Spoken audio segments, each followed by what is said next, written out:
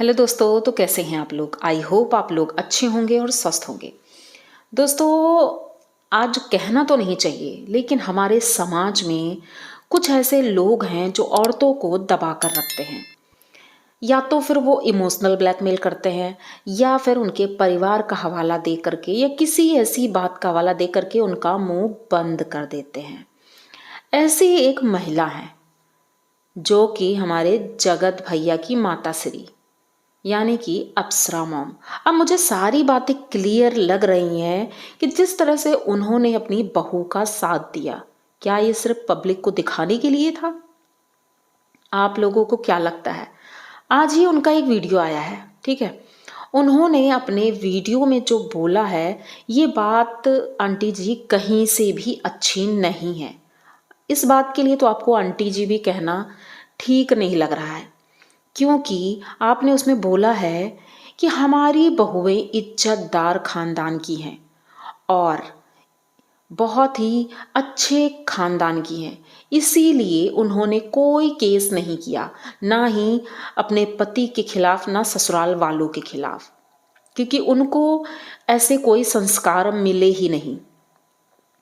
तो यही बात पलट करके आंटी जी आपके ऊपर आती है, क्या आपने अपने बेटे को कोई संस्कार नहीं दिए थे? वो तो चलो संस्कारी है, तो उन्होंने आपकी बात मान ली और अपने पति की इज्जत के लिए वो चुपचाप मुंह बंद करके घर में बैठी रही। आप यही चाहती थी शुरू से ही, इसीलिए आपने बेटे का साथ ना दे करके बहू का साथ दिया कि अगर बहू केस कर देती है तो फिर चक्कर काटने पड़ेंगे, बेटा तो कुछ दिन बाद अपने घर ही लौट आएगा। ये आपकी पूरी प्लानिंग थी और पब्लिक को बेवकूफ़ बनाती रही। इसी तरह की औरतें होती हैं जो घर में बहुओं को दबा के रखती हैं। अब पता है, मनीषा जो है वो थोड़ा सा इनमेच्योर है, मतलब अभी उसकी इतनी उम्र नहीं है, वो समझ नहीं पाती है, वो तो प्यार ही समझती है। उसे ये लग रहा होगा कि मेरी सासू मॉम बहुत अच्छी हैं और उन्होंने मेरा साथ दिया, लेकिन इनको ये नहीं पता है, इनकी बहू रानी को, कि ये उनका यूज़ कर रही थी। अभी देखना, जिस दिन सब कुछ ठीक हो जाएगा तब ये अपने रंग दिखाएंगी। ये सिर्फ केस ना होने के डर से अपनी बहू का साथ दे रही थी और इस तरह की बड़ी बड़ी बातें करके उसका मुंह बंद करवा दिया, क्योंकि कई लोगों ने ये सलाह दी थी कि पुलिस के पास जाओ, पुलिस हेल्प करेगी, तुम्हारे पति की अकल ठिकाने ले आएगी। लेकिन वो बंदी गई नहीं, क्योंकि उनके सर पर सासू मॉम का हाथ था। भाई, सासू मॉम जो सब कुछ ठीक कर देंगी, पर किसी को ये नहीं पता था उनके दिमाग में क्या चल रहा है। मैं तो सोच करके दंग रह गई कि इनके मतलब ये बोलने का मतलब क्या, यानी कि हमारे समाज में, हमारे देश में जो महिलाएं केस करती हैं तो वो अच्छे खानदान की नहीं है, ठीक है। वो अच्छे खानदान की नहीं है, उनको संस्कार अच्छे नहीं मिले। आप किस पर उंगली उठा रही हैं? आप हर उस महिला पर उंगली उठा रही हैं जिसके ऊपर अत्याचार हो रहा है। आपको अभी इस बात की समझ बिल्कुल नहीं है। हो सकता है आपके पति ने ऐसा कुछ नहीं किया होगा, लेकिन जिन महिलाओं के साथ गलत हुआ है तो क्या वो अपनी आवाज नहीं उठा सकती? आपने तो ठप्पा लगा दिया कि वो संस्कारी नहीं होंगी इसीलिए केस कर दिया है। भाई, कुछ औरतों को छोड़ देते हैं, जैसे अतुल जी की वाइफ ने केस किया। अब उनका भी क्या मैटर था वो नहीं समझ सकते हैं, लेकिन हाँ, उनके लिए इसलिए बोल सकते हैं क्योंकि अब उनके पति रहे नहीं इस दुनिया में। तो कुछ औरतें ऐसी हैं जो इस छूट का फ़ायदा उठाती हैं, लेकिन जिनके साथ इसी तरह जुल्म होते हैं, जैसा कि जगत भाभी के साथ हुआ है, लेकिन वो अपनी आवाज़ नहीं उठाती हैं। किस लिए? समाज के डर से, अपने ससुराल वालों की डर से, मायके वालों के दबाव की वजह से, कि अगर ऐसा कुछ हुआ तो तुम्हारा क्या होगा बेटा।